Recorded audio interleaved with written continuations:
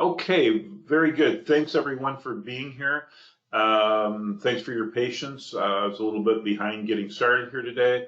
Welcome to another webinar brought to you by OptionsLab.com.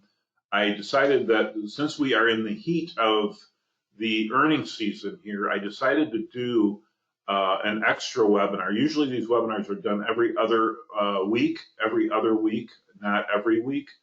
But since we're in the heat of earnings season, we did a session last week. We're doing another one today. We'll do another one next week. So that'll be 3 weeks in a row rather than missing a week, so that we can catch some opportunities to actually design strategies that are actionable and timely. Please read and understand the CFTC rule before you engage the markets and risk your hard-earned money. Our disclaimer tells you that we are not broker-dealers. We are not licensed or registered investment advisors. We are not.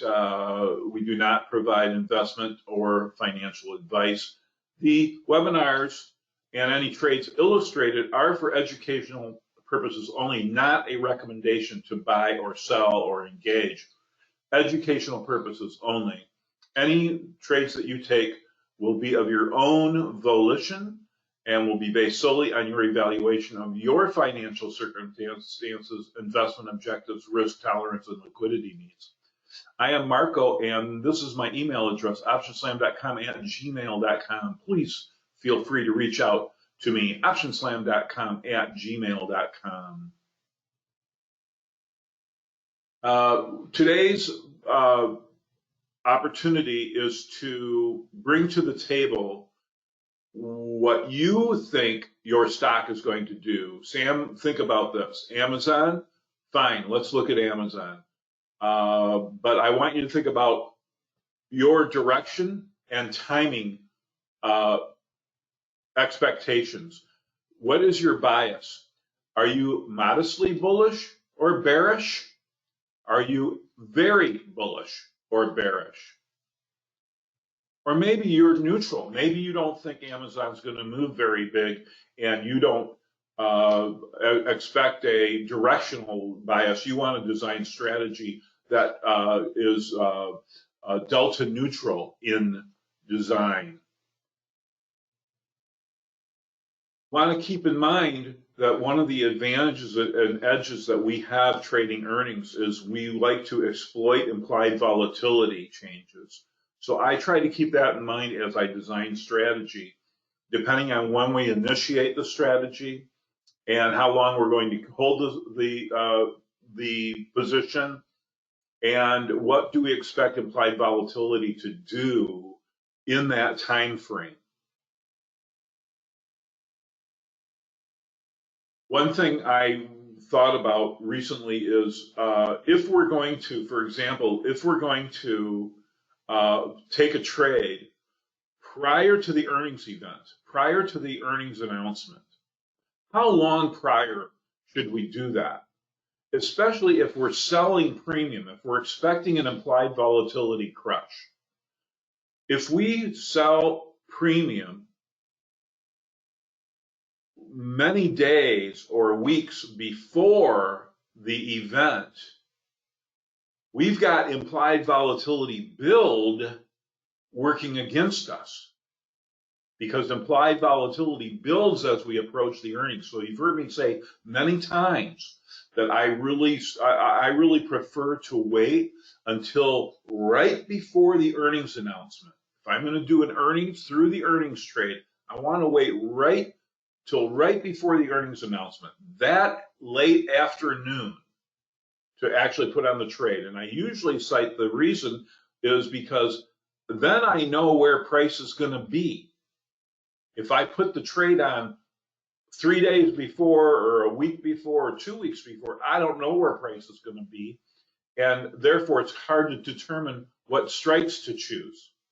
Whereas if I wait until that last moment, those last hours, right before the earnings comes out, then I know where price is likely to end up that day, pre-earnings announcement, and therefore I can choose my strikes better. The other reason that I'm bringing to the table right now is if you put the trade on too early, you have implied volatility building, increasing, working against you, because you're looking for the implied volatility crush. So why not wait until that last very moment, right before the earnings event, when implied volatility is likely, not always, but likely at its highest point prior to the announcement, and then sell that peaking IV. Hopefully that makes sense. Selling premium strategies is what I was just talking about, basically. So duration. How long do you want to hold the trade? Is this just a quick trade? Are you expecting to be in it today and out of it tomorrow, or out of it at least by the end of the week, by front expirations day, front weekly expirations day? Or do you think the move that you're expecting out of the stock is going to take some time, and you want to give it some time? More duration, utilizing expirations further out in time, such as the regular monthly options that expire on the third Friday of the month, rather than always choosing those very short duration trades. Especially, what if earnings is Thursday after the close? If earnings is Thursday after the close and you're using that front week weekly, guess what? Tomorrow those options expire. You're either a winner or a loser by the end of the day tomorrow. You haven't given your trade very much time to mature, to evolve, for the market to digest the move, to digest the news, for the move to mature. Oftentimes, a price move at an earnings event needs time to evolve and mature. So we need to be aware of that. Duration. How much duration do I want to build into my strategy?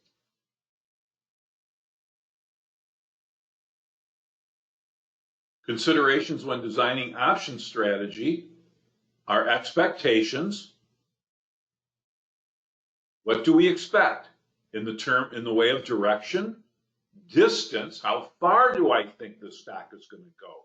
Not only do I think the price of the stock is going to go up or down, whatever my thought is, but how far? Do I think it's going to go up immensely or just modestly or some measure? And as you guys know, I'm always about the implied move. I believe in the implied move. I believe that the implied move is our guide to determining a reasonable distance for price to move. Is it always right on, perfect? No. But it is most of the time. The great majority of the time, implied move is correct, and price moves to or within the implied move. Keep that in mind. And timing, we just talked about that briefly. And let's see here. And with that, I'm going to jump over to optionslam.com, my favorite website. Optionslam.com, and I'm going to quickly go here to the earnings tab. I'm going to go to the most popular page at optionslam.com, which is the stock screener. I have some built-in screeners. These are saved screeners. In other words, I've gone through these parameters and chosen certain answers to the questions, if you think of it in the terms of a questionnaire. And I've saved those answers into a few different saved screeners. And I usually in these webinars, I use my generic screener, and I'm going to do that again today. And you got to be careful where you put your mouse, because sometimes if you put your mouse in the wrong place, a pop-up will appear. Or you might want that pop-up to appear, which is fine, so you can read it. But so I'm looking at 1 week from today with my generic screener. I'm going to leave these parameters. I'm not going to change these parameters. I'm just showing you what the parameters are. Stocks with weekly options. So I'm screening out stocks that don't have weekly options. I'm not screening out any market. I am screening out EVRs below 1. I'm not putting a maximum on my EVRs. Any EVR is okay with me as long as it's above 1. And the reason for that is I'm playing a through the earnings strategy, or maybe a post-earnings strategy, because depending on what stocks you guys bring to the table, and I'd like you guys bring some stocks to the table with your bias. Otherwise, we won't have anything to talk about.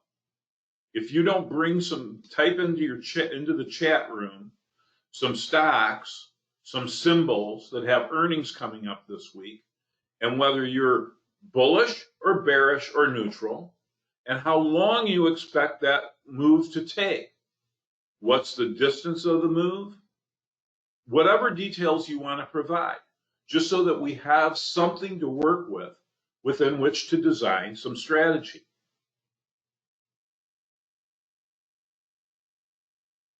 Again, my generic screener. EVRs above 1, because I want stocks that are affected by earnings events. They respect earnings events. They move on earnings events. So EVRs range from 0 to 10. Anything in the 1 to 3 range is a normal. That's where most stocks are. Most stocks have an EVR between 1 and 3. You might say 3.5, somewhere just in round numbers, okay? Under 1, EVR is under 1, earnings volatility rating. If you don't know what that is, you can go to the help menu and learn about it right here, EVR. Help menu, EVR. Go ahead and you can learn about that. Whether you're a free member or a insider member, you have access to the help pages. Let me move on. I've got a minimum average daily volume of 2 million. Just to, you can adjust these parameters, and everything else I've left blank. So I submit that, this self-submits, and we get a list of stocks. We get a list of stocks, and let's see, all the big names are on here. All the big names, all the big tech names. The Magnificent Seven are in here, except, of course, some that already reported last week, like Netflix and Tesla. And who else? Let's see, I was looking for Amazon here, because that should be in this list, because they report this week. How come I'm not seeing it? Let me sort this by symbol instead. And then it should come up near the top of the list. There it is. When I sort, I must have just glazed over it. So there's the Amazon that Sam is talking about. And Sam, again, you're biased, bullish, bearish, and distance, how far do you expect it to move, and timing, how long do you expect it to take. I need some. In order to design strategy, we need to make some decisions about what our expectations are. And then we design strategy that meets those expectations, as well as what I've been harping on a lot lately in many of the recent webinars is risk reward and meeting your risk tolerance, something that a risk, putting out there a risk that you can live with. So all of these things have to come into play when we design strategy.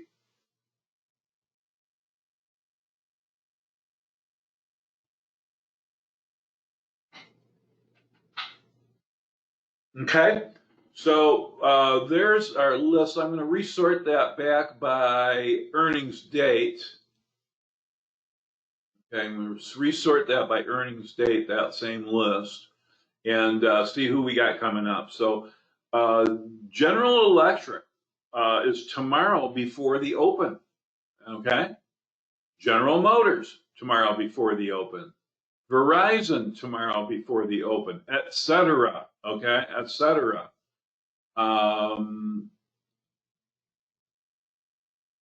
Yeah, 5 minutes before. I don't know that I would push it that far to put on my strategy 5 minutes before the close. But anytime during the later part of the afternoon, I think is fine. I don't like to be too rushed and under too much pressure to get a strategy on.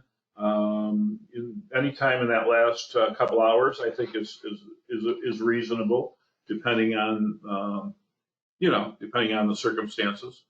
We've got a lot of big names: 3M,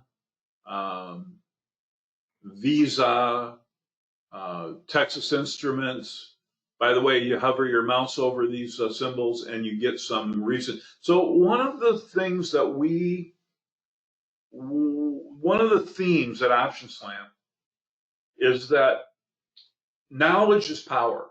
If I know what a stock has been doing lately, I can see a pattern.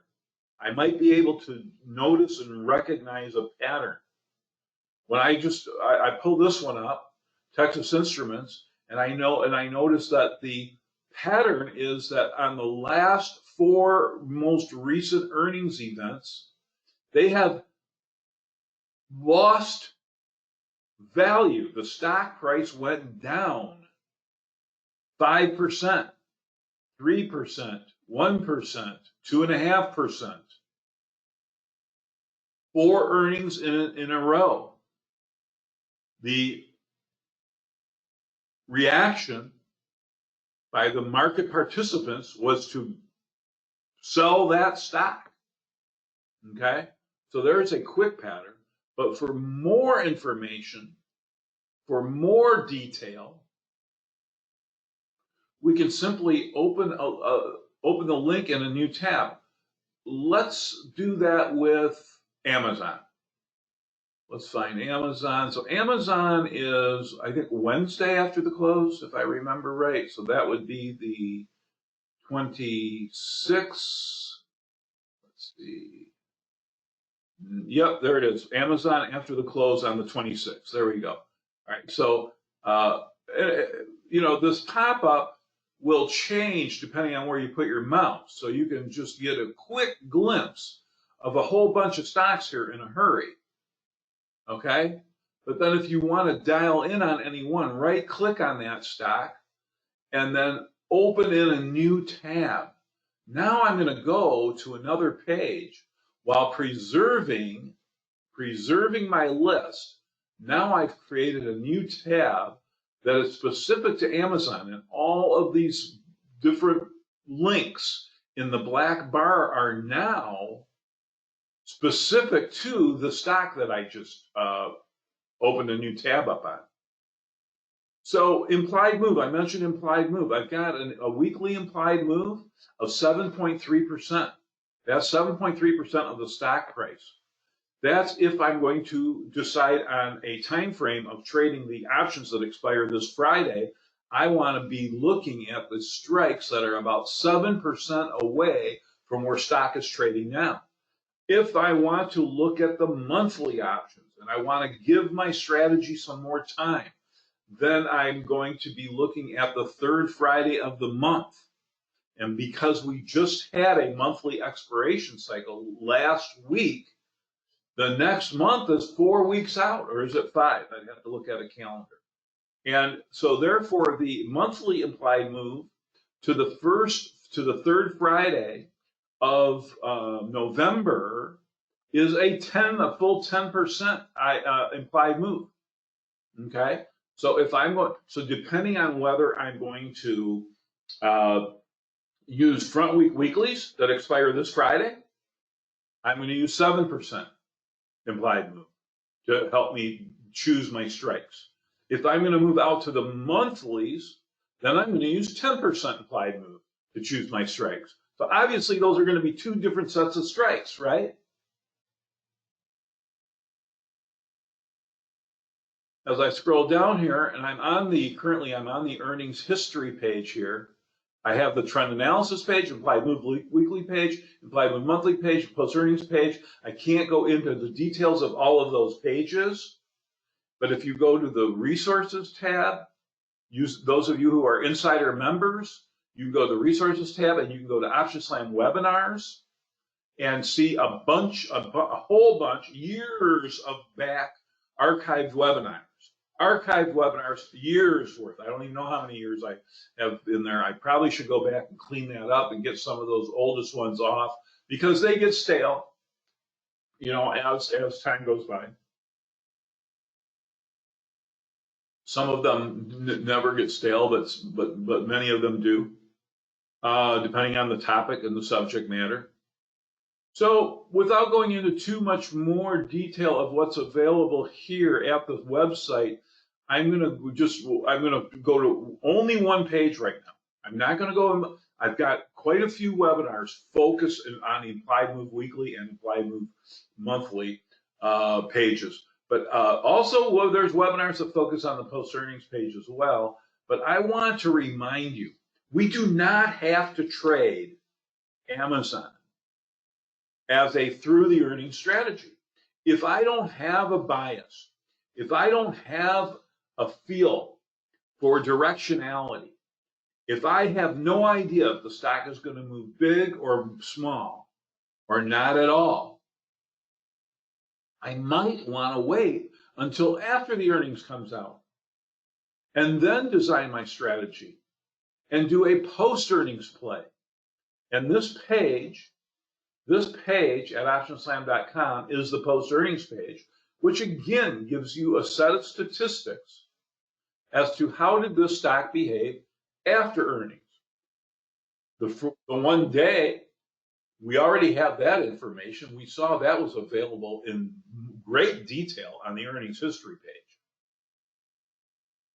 But now we're on the post-earnings page, so we grab that information. What did the stock do one day after earnings? But beyond that, how about 3 days later? How about 5 days later? How about all the way up to almost 2 months later? Okay? Is the follow-through on my stock of the earnings move, does it extend? And if so, how far does it extend in time? And this is another tool that might help you decide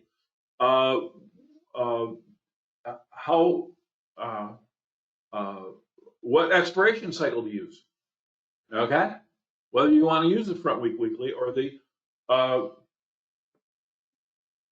monthly options. Let me go back. I still don't see anything in the chat room with anyone's stock with the parameters I asked you to provide.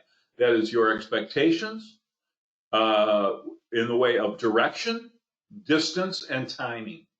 Okay? So if we're not going to participate and play that game, then maybe we won't be designing very much strategy today. That's fine with me. I've got more things to talk about. Implied volatility changes, for example.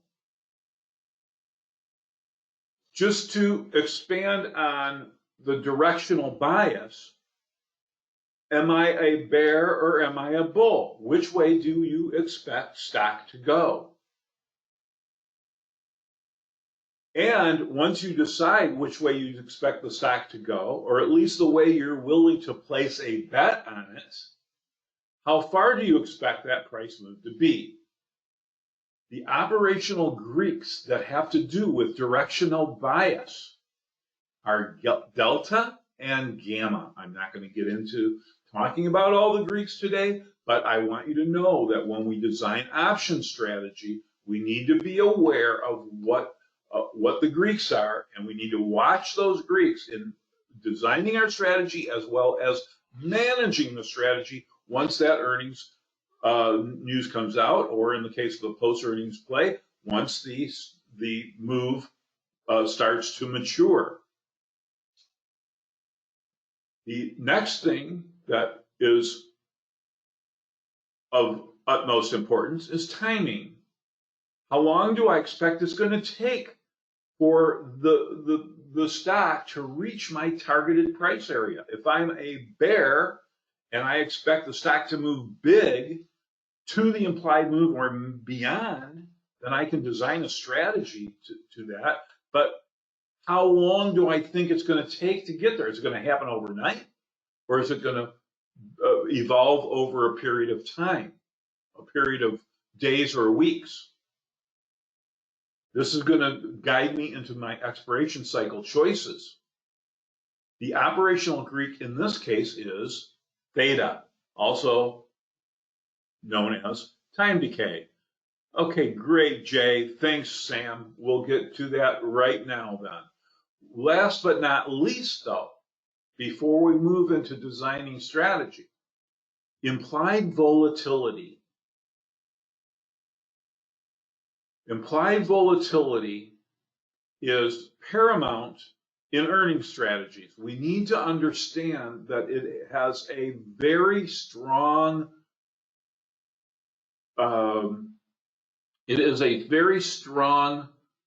component of the value of my options position is the changes in implied volatility.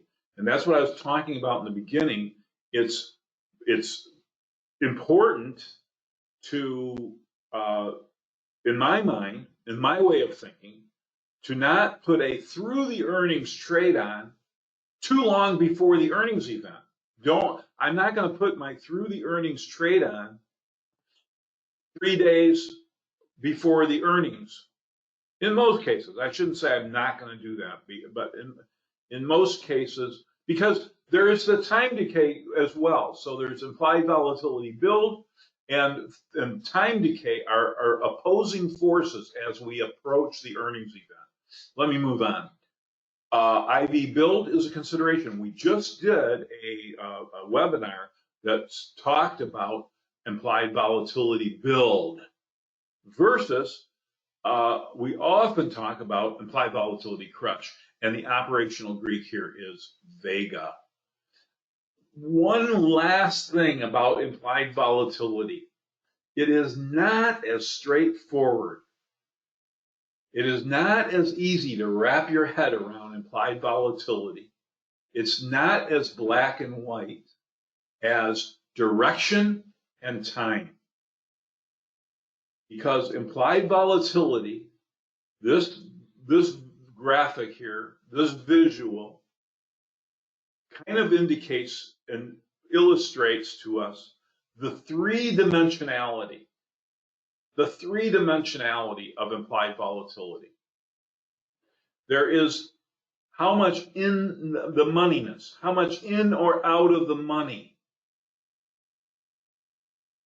is my strike, my option strike that I'm looking at, and how much time to maturity is there.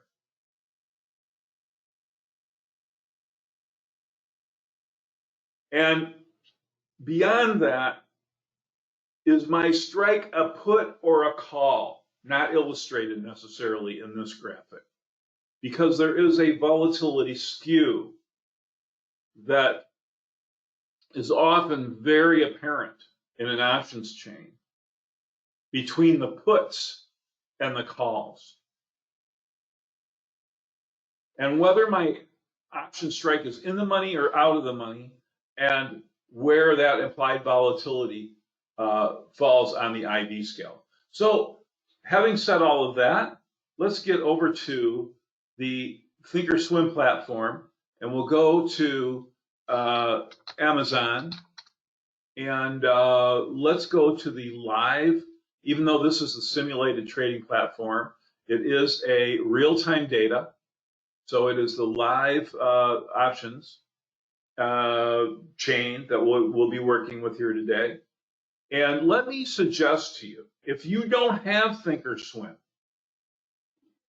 and you live in the US or you live in a country where it is available, and I understand it will be available to a lot more countries here coming soon than it has been in the past, because Schwab is finalizing the buyout of TD Ameritrade, and once Schwab fully takes over Thinkorswim, they're going to make it available. I understand in the UK where it's not been available. So anyway, I suggest you get it if you have it available, and go and download the software. Download the software, and you will get delayed data by default. Call them on the phone and say, hey, I want to evaluate your software. Could you turn me on to real-time data? Because I can't evaluate with 15-minute delayed data. And they'll turn it on for you. All it takes is a phone call. And then some time might go by, and they may ask you to fund an account, but they will provide you the software for quite a long time. I actually know people who've never funded an account and have had Thinkorswim for years and years and years. Now, I don't know if that's going to still continue to be the same going forward with Schwab taking over, or if things will change on that front. But anyway, if they ask you to fund an account, no problem. Fund an account. Send them $500. It's worth it, because once you funded an account, then send them $5,000, whatever. You don't even have to trade there. If you don't want to trade there, you can just put that money into a money market fund and earn interest on it. Okay? Or buy T-bills with it, whatever you want. But get analytical software is my point. Get analytical software. And if you don't have Thinkorswim available because of the country you live in, then get something else. Get OneNet Explorer. Get Option View. Get, I can't think of all the names of all the others. All right, Amazon. We've got a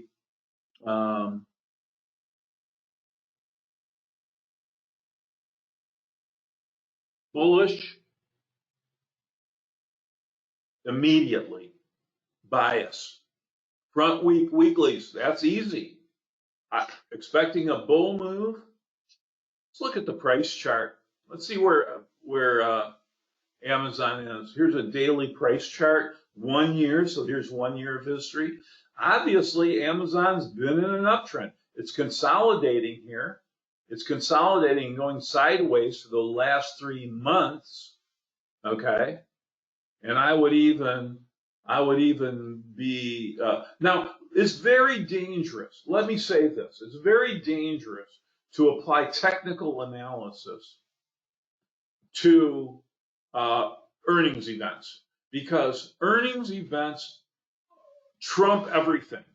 The earnings news is going to ignore any technical bias you might have. Okay, it's going to ignore but many fundamental bias, fundamental factors that you may have taken into consideration. So I guess I'll bypass the technical. There's a quick look at the chart. Let's look for a bullish and a short-term trade. And I don't know how bullish you are, if you're expecting a very large move or a modest move. But the first thing I want to do through the earnings strategy, the first thing I want to think about is I want implied volatility crush to be on my side. So the obvious factor here is, what did we say? 7% is the implied move. So 7% is the implied move to the front week weekly. 10% we said was the implied move to the front month monthly. Since we've already decided this is a short-term move, we're going to go 7%. we got the stock trading at 127.50. So I just go 127 times 7%, and that is 127 times 7%. There we go.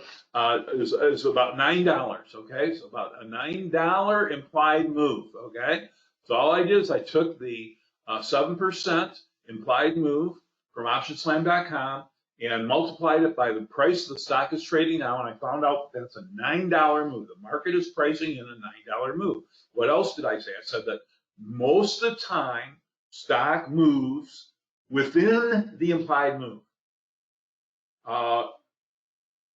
Inside the implied move, not beyond the implied move. I don't know how else to say it.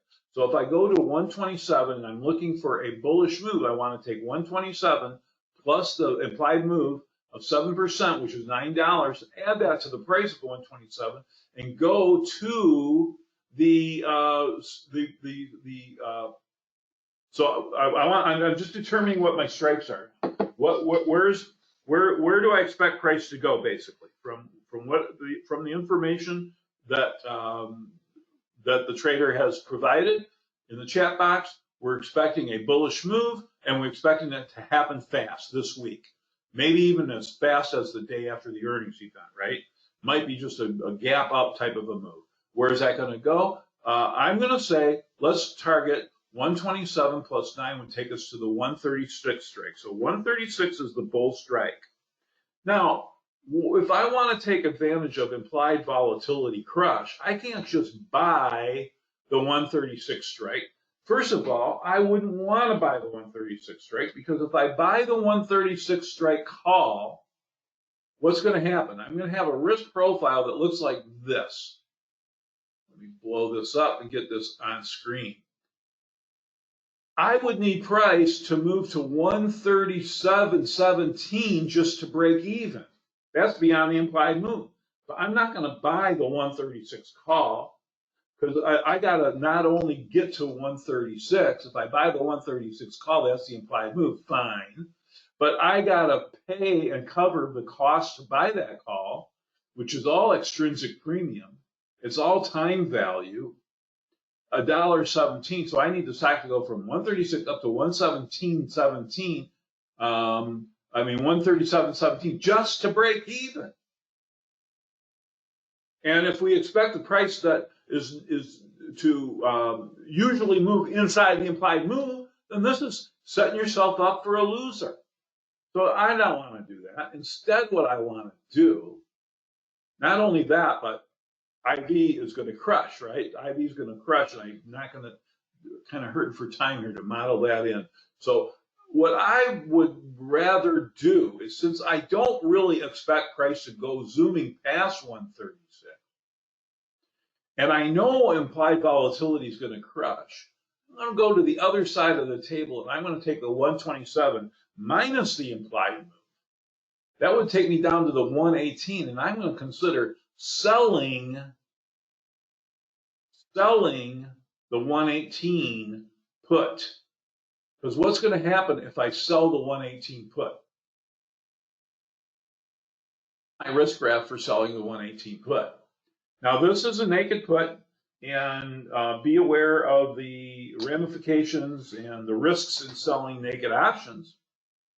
You can also sell a put credit spread by selling the 118 put and then buying something like the 110 or the 113, something like that, to do a put credit spread. I can illustrate that as well.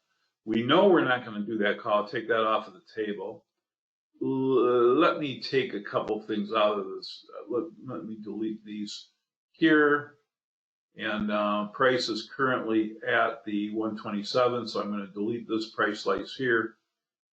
And like I was saying in the beginning of the webinar, we want to be aware of the Greeks, and here they are: delta, gamma, theta, vega. So here, why would I consider selling this strategy? Selling this naked put. By the way, selling naked puts dare I say, is the most, in my opinion, the most consistently profitable strategy, at least one of the most consistently profitable strategies out there. Okay, so don't poo-poo it because millions are made by traders who trade this strategy exclusively or almost exclusively.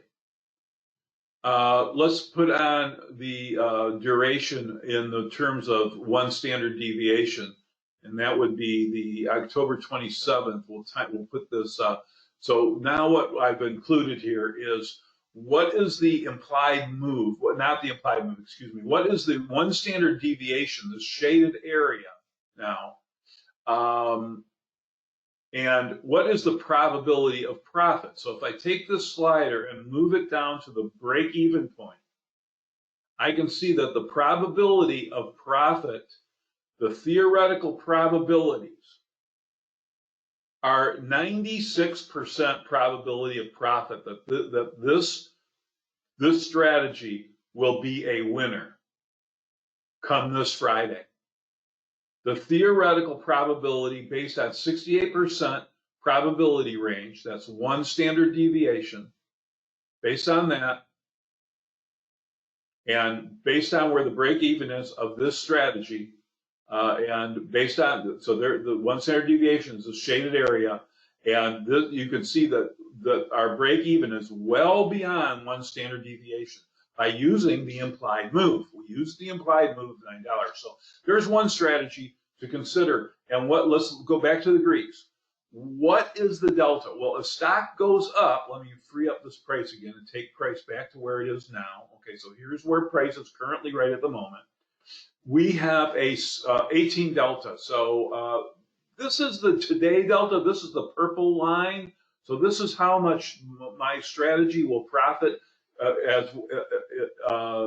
if stock goes up $1. This is the delta. This is the speed of delta. Okay, this is the gamma that is built in, and it is a negative gamma because I'm selling option premium. So I'm not going to get into the Greeks. I'm just going to review what they are. The theta is very powerful in this particular strategy. Remember, first of all, don't forget, Amazon doesn't report until Wednesday after the close. So I'm not going to put on any strategy today. We're just pretending if Amazon was reporting today after the close, this is the strike I might consider using to sell this strategy. So the theta, time decay, is positive theta. That means for every day that passes, I'm going to make profit $35. And vega is negative because this is a good thing because I expect implied volatility to crash after the earnings event comes out. So for every point that IV crashes or crushes, I'm going to make $3.50. And believe me, IV is going to crush. Let's just take a look. How much is IV going to crush, Marco? Well, you know, I'm looking at 78. So I'm looking at an 80 IV implied volatility. I'm looking at an 80 implied volatility for the options that expire October 27th. I expect that IV to go to 0 by the end of the day Friday. By the end of the day Friday, I expect that IV to go to 0. There will be no more implied volatility. The only value come Friday will be options that are in the money. And any options that are in the money will have only the value of how far they are in the money. There will be no more time premium left. There will be no more implied volatility premium left. Period. So how much do I expect IV to crush? 80 points by the end of the day Friday. Okay? Let me look at one other strategy. Another strategy that I really like on is to, instead of just selling that option, I'm going to look at doing something else. I'm going to add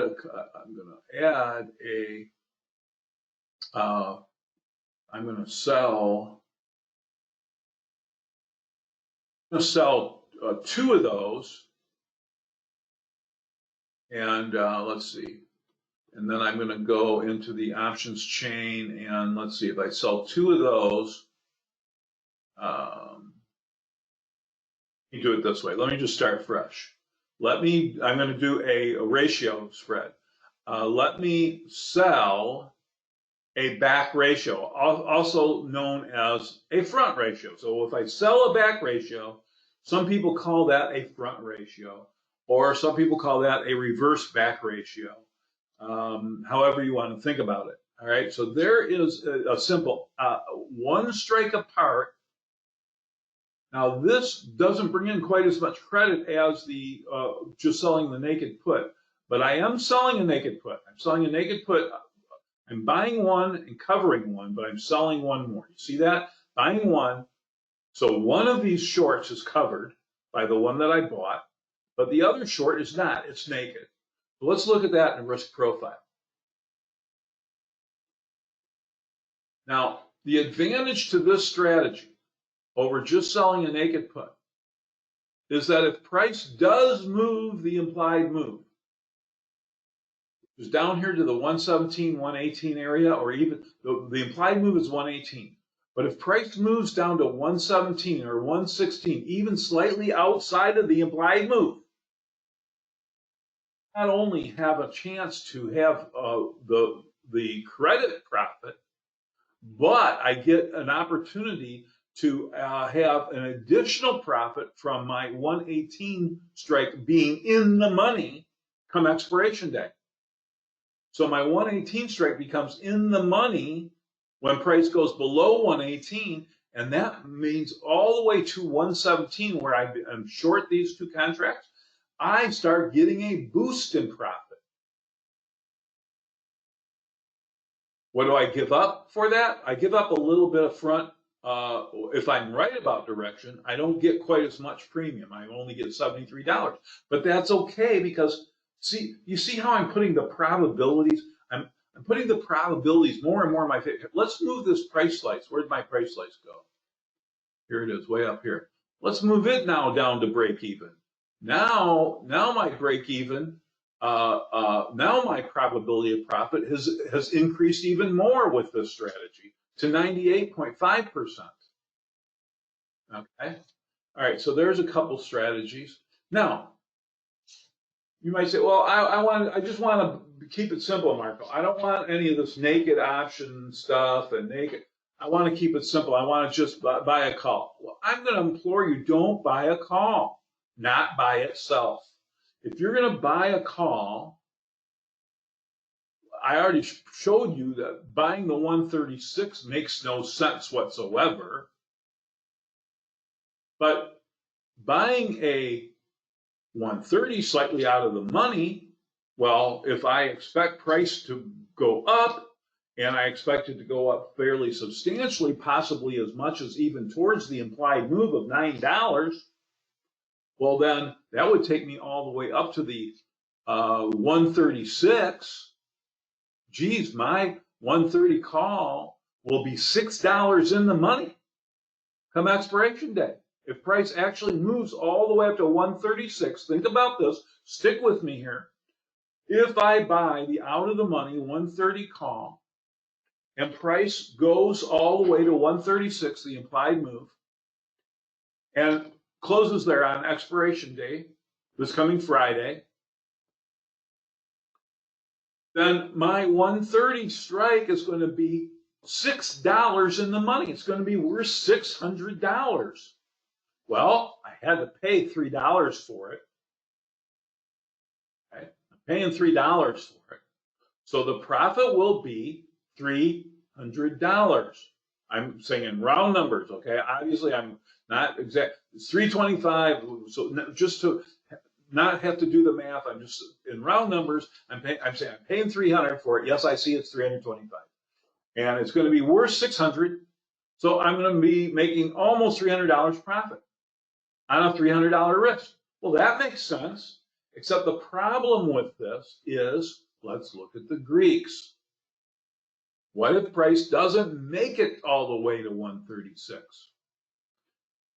What if price doesn't make it all the way to 136? Well, let's free that price up, and we have positive delta, so we need stock to go up. If stock goes down $1, my position is going to lose $42 of value, $43 of value to delta. It's going to lose an additional $3.70 to gamma. It's going to lose $53 for every day I hold the trade. And it's going to lose $5 for every point of IV crush. All the Greeks are against me if I'm wrong about direction. So that's why I say, do not just buy a call. Instead, almost just as simple, buy a call vertical spread. Neutralize these Greeks. Let me show you what I mean. If I just buy this call, what if I sell a call against it? This one would suit me just fine. What if I sell a call against it? Now what I have on is a bull call spread. It's a good trade. Let me show you what it did to the Greeks. I unchecked the selling the 135. Here's our Greeks. Positive delta, positive gamma, negative theta, positive vega. Remember, IV crush, this is going to happen. So this positive vega is going to work against just owning a lone naked call. Buying a naked call, buying any option, implied volatility crush is working against us. Buying any option, time decay is working against us. And then directionality depends on whether you're right or wrong about direction on the delta and gamma. But when I sell this against it, watch what happens to my very positive delta. It changes, but it's still positive. It's still positive, and it's going to max out profit. And by the way, remember, we don't really expect price, based on the implied move, we don't expect price to go zooming past 136. Now, I chose 135 because I wanted the premium available out of the 135 to help neutralize the premium that I'm paying in buying the 130s. So I could have chosen the 136. I just wanted a little more premium and a little more safety, and I didn't want to get too greedy. I can't expect price to move all the way to 136 because I know statistically and theoretically and historically price moves inside the implied move most of the time. So let's look at these other Greeks. Well, I took that huge negative theta and I brought it down to only $14 a day. And I brought that huge 5 points of vega down to only 1 point of vega. So yes, the Greeks are not totally in my favor here, but I have very much neutralized the Greeks. I very much neutralized the Greeks by turning this into a bull call spread. Let's look at it in risk profile. I'm risking $180 to make $320. So this is what I've been talking about a lot lately in a lot of the webinars, is we want our risk reward ratio to be attractive, okay? And we want the probability of profit also to be reasonable based on our expectations. So this strategy, because it's an out of the money bull call spread, if you will, or debit vertical call spread, does not have a very high probability of profit. It's only 24% probability of profit, 75% probability of loss, based on the theoretical risk graph. Okay? Based on all of that. So, all right, so that's that. I need to move on to, yeah, okay, let's see. We need to move on to another stock. Google. Okay, Google. The Google, I call it, the Google. Goog with a big L after the end of it there. The Google. Let's go to Google. And we've got Jay expecting a positive earnings and would like to consider the options, I believe what he's saying, all the way out to, okay, they're reporting on the 24th. Is that right? Let's see. Let's go to, here's the price chart of Google. Very bullish chart. This is one of the most bullish charts you're going to find amongst the Magnificent Seven. This is probably one of the most bullish looking charts. But again, it's dangerous to apply any technical analysis to an earnings event, because an earnings event can turn the tables on such a chart. I mean, for example, look at the Netflix chart since July. Nothing but down, down, down. And then earnings comes out, and boom, look at that. So don't base your earnings bias on a technical interpretation of a bullish or bearish chart or any chart pattern or anything else, right? Come to realize that earnings trumps everything. Let's go back to the Google, and let's go to the options chain. And Google, and jump quick over to Option Slam, and we can, and rather than going back to our page here where we have all of our stocks, we can just come right out of our Amazon page here, and we can do one of two things. We can go and type Google up here, which is going to take us back to Google's earnings history page. And then we can go through all the pages at optionslam.com one by one to gain all kinds of different insights, information about historical data of what the stock has done in the past, and interpret and analyze based on all that. Or if we want to stay on the post-earnings page, which is where we are right now, I can tell because there's a little tiny little arrow right there that if you squint, you can see it. If we want to stay out there, I can just type Google here and next to the blue go button. And now I'll just stay right on the post-earnings page. And at the post-earnings page, I have the advantage of seeing all of the last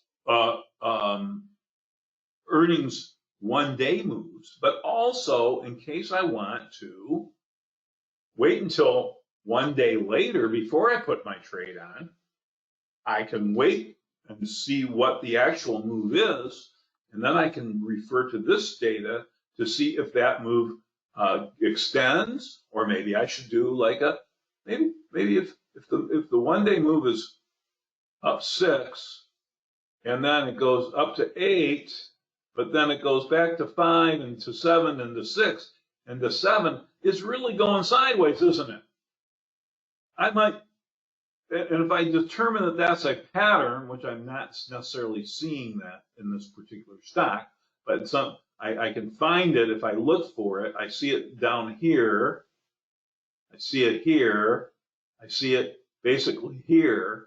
So, but I don't see it. I don't see it here and here.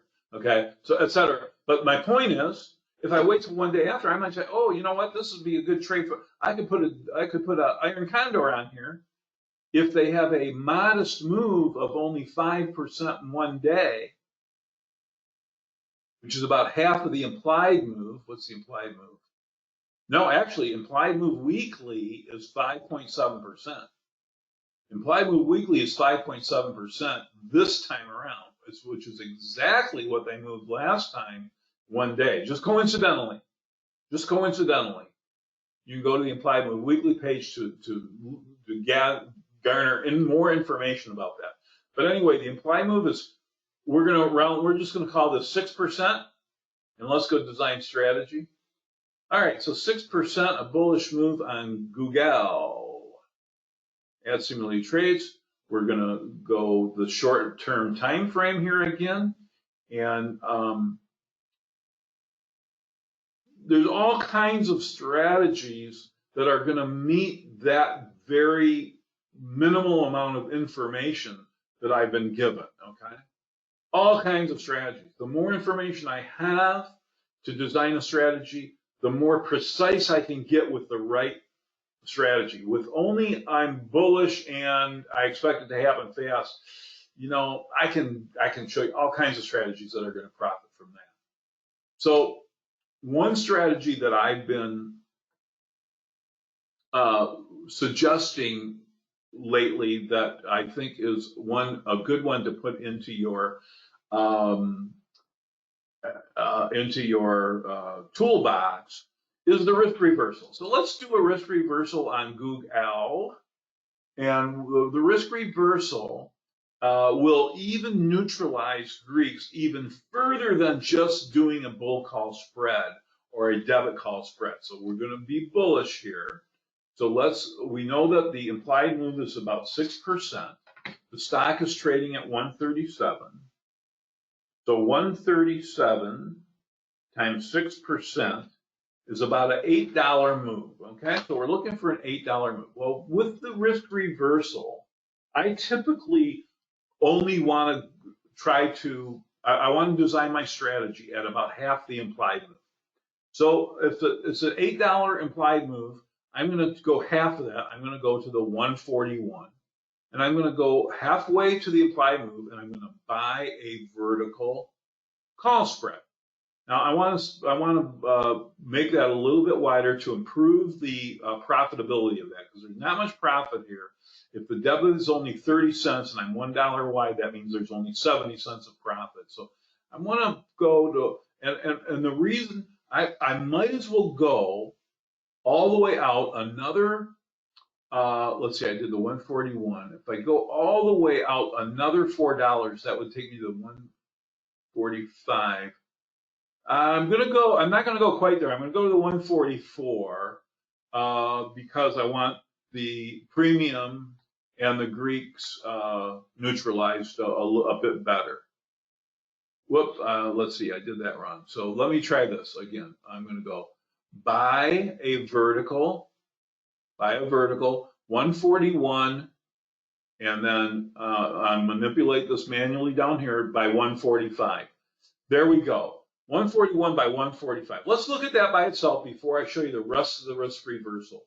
All right, so this trade has a great risk of 106 to reward of 293. So I'm risking 100 to make 300. I like that.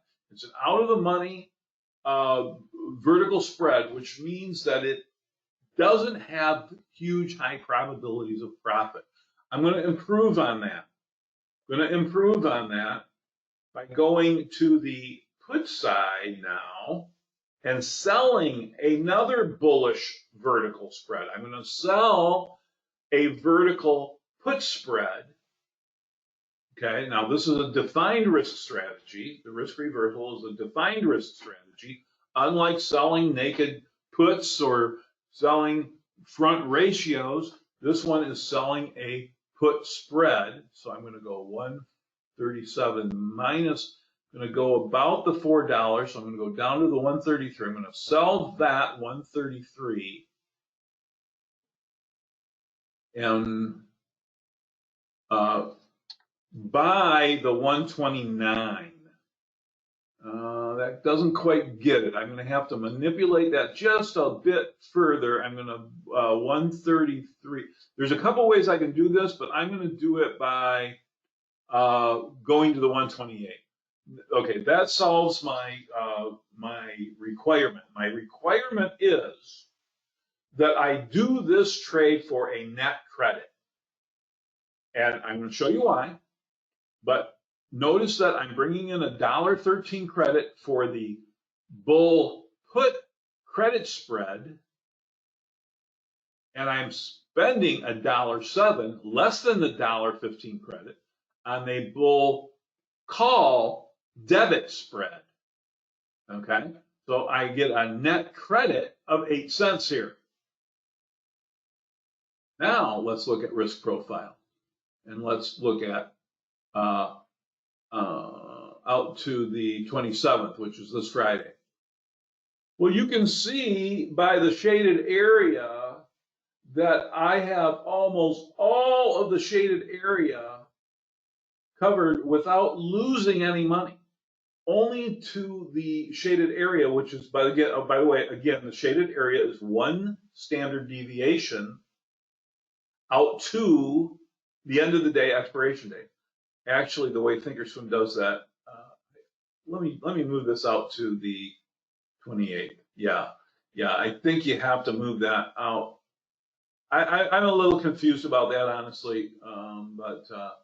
So whether you use the Saturday, which would represent the end of the day, Friday, I believe, as opposed to this, if I use the 20, I need to think. Maybe I need to call the folks over there at the brokerage house and see if I can get an opinion from them of which one is the more appropriate one to use when trying to diagnose the standard deviation out to the end of the day on Friday the 27th. Okay, now I'm a little bit questioning myself on that, but here it is. Here's the strategy, and now look at the difference here. When I add this credit spread, now my probability of profit is 77%, as opposed to only doing the bull spread, only doing the call spread.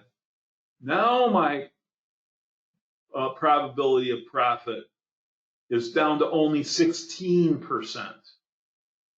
Okay? But when I add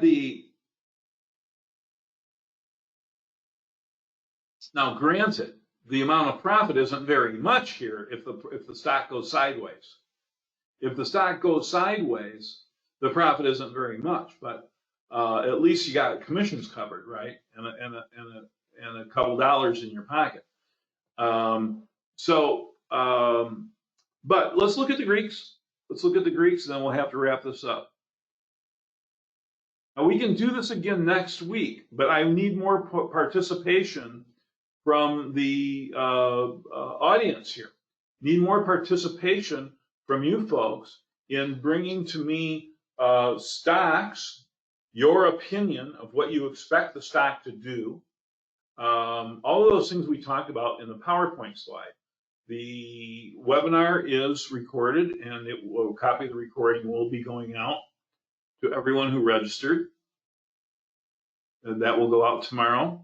And okay, that answers that question. Okay, so let's look at let's look at the Greeks of just the bull call debit spread. Okay, positive delta, yep, because we're bullish.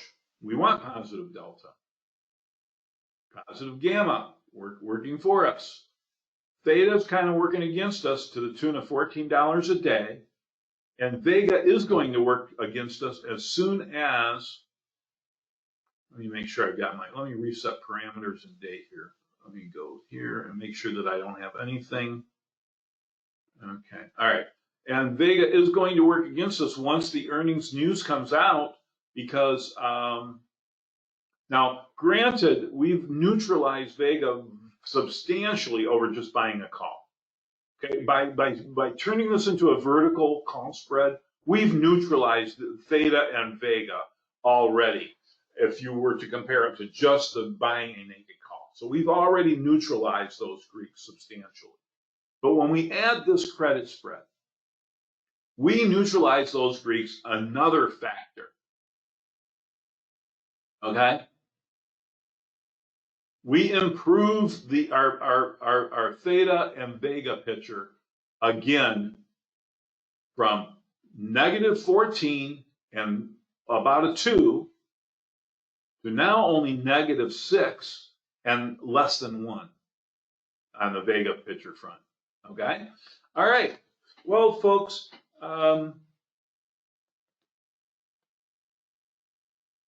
okay, Sam, how much are you paying for that strategy and how much can you make? I think I'm not sure what strategy you're referring to, Sam. I just saw your question now. But if it's this strategy, is this strategy you're talking about? What am I paying for this strategy? I'm not paying anything for it. I'm getting a credit of $8, okay, or $7, depends on. I'm getting a credit, okay? When I combine these two together, I'm not paying, I'm collecting a credit, okay? This is what strategy design is all about. Getting the odds in my favor based on my expectations of what I think the stock is going to do and how long I think the stock is going to take to get there.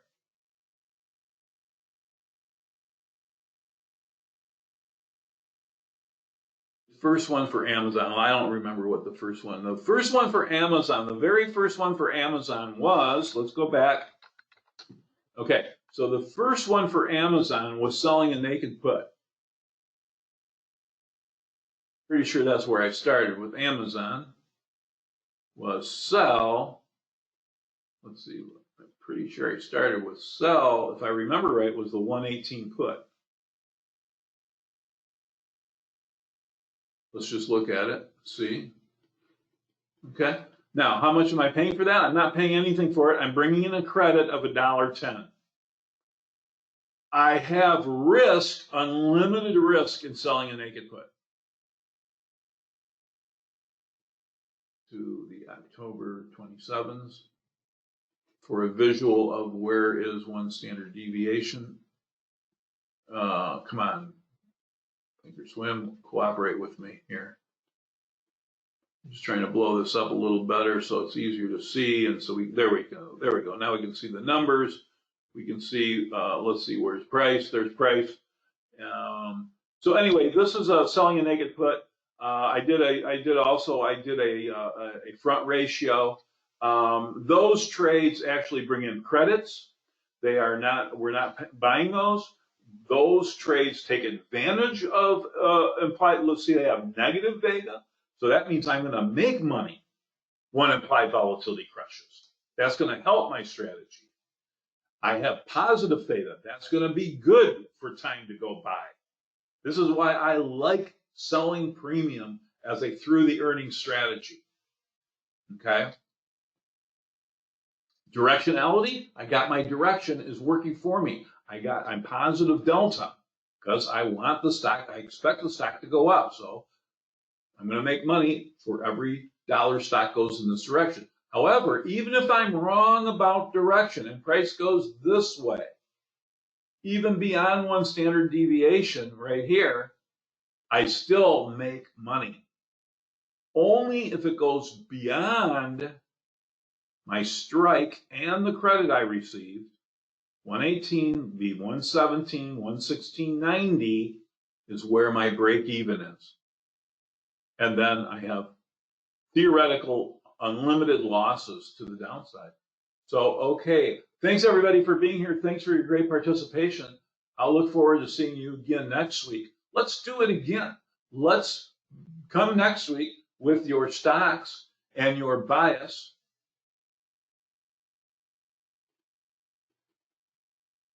Your expectations of direction, distance, and time.